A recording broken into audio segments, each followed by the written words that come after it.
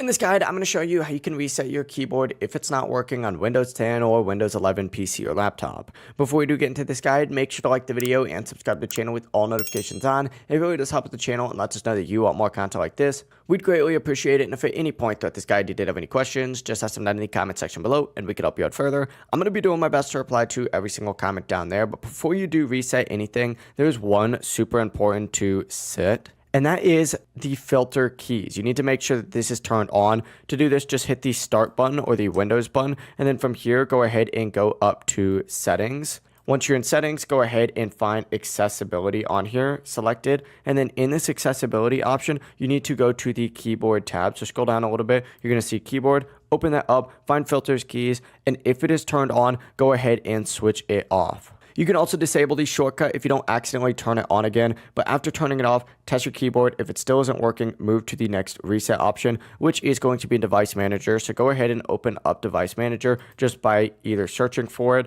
which mine's in the recent, or you could right click on this and find Device Manager in this exact same section. Once your Device Manager, go ahead and just bring it over here so it's easier to see, and then find keyboards on here and find it.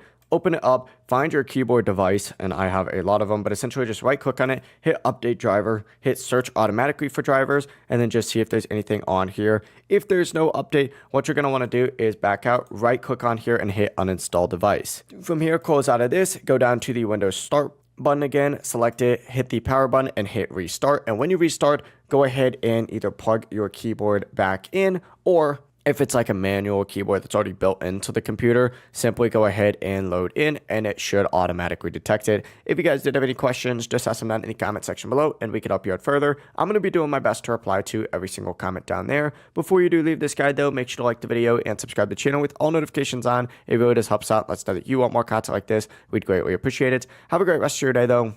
Peace.